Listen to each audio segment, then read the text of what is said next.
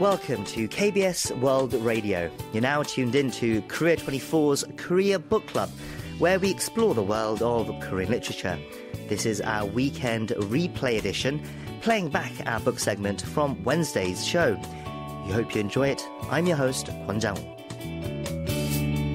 With me now, we have our literary critic, Barry Welsh, with us, with another book for us to discover. Barry, hello. It's great to see you again. Yes, it's great to be back. Okay, so what do you have for us this week? So this week we are reviewing a young adult novel called Snowglobe by Park Soyoung, and it was just published in English last month. The Korean title is Snowball, and it was originally published in Korean in 2020. The translator is Joungmin Lee Comfort, who has also translated some science fiction stories by Kim Bo-young, which we have reviewed in the past. And Snowglobe is a dystopian thriller set in Korea 200 years in the future. We learn at the beginning of the novel that at some point a terrible environmental catastrophe caused war to break out across the world, and this war devastated much of humanity. Much of the world is now permanently plunged into freezing cold temperatures all year round, and most of those who survive work as slaves in energy power stations, generating power for a small, powerful elite who live in the one luxurious remaining place on the planet, and that's the snow globe of the title.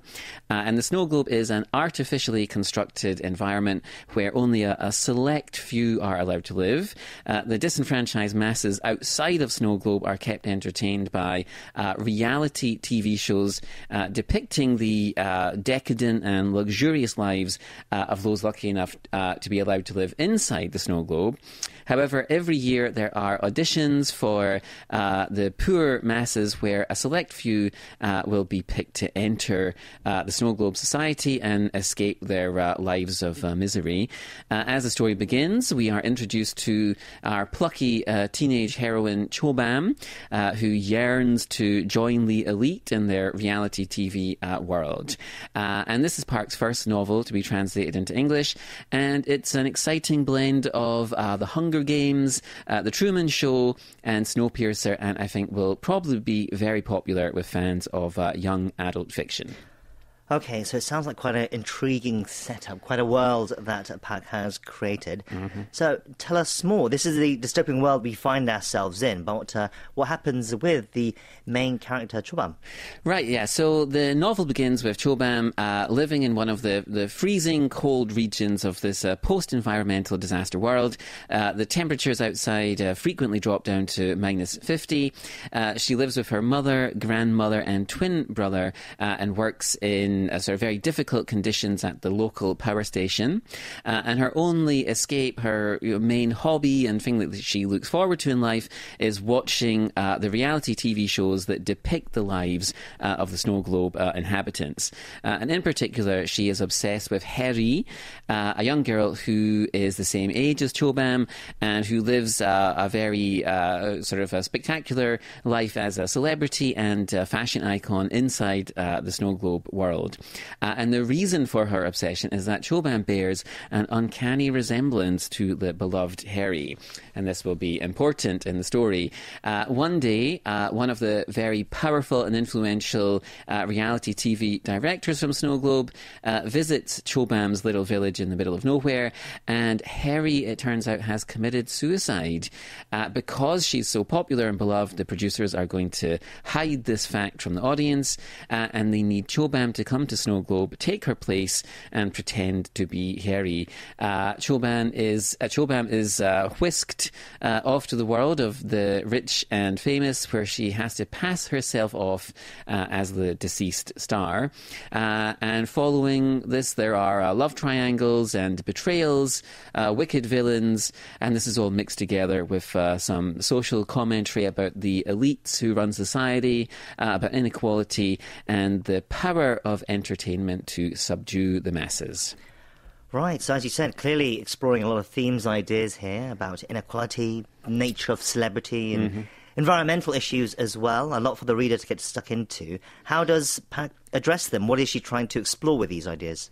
Right, yeah. So, like you said, there are several big themes in the novel. That environmental issue is very prominent in the story, but really it's just sort of background and setting for against which the story takes place. Okay. The real focus thematically, what Park really seems to be interested in, is this idea of the corruption of the elites, of the sort of the Snowglobe 1%, if you like, at the expense of the masses.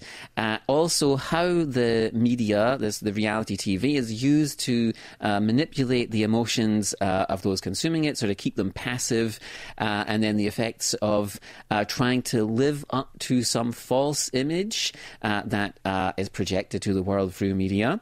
You can see some obvious real-life parallels with these things. And Park has talked about these sort of issues in interviews recently, and she said that she was interested in portraying a conflicted sense of identity. And she says, the seed for the novel was planted in her mind when she was a media student at Sukmyung Women's University here in Seoul.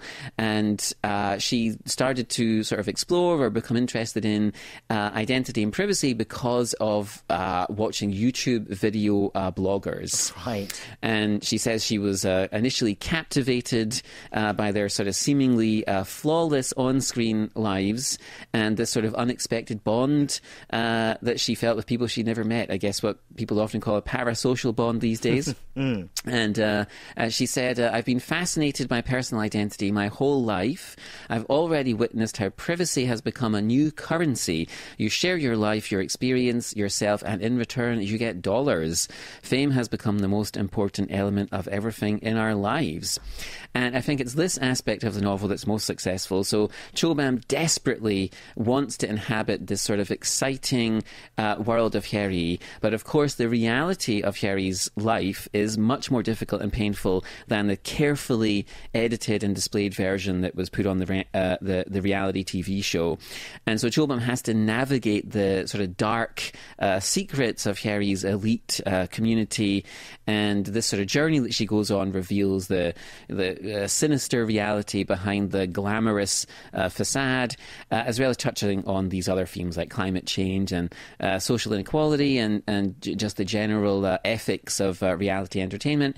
And the story is very engaging. It blends suspense with quite a thoughtful exploration of some of these significant contemporary issues.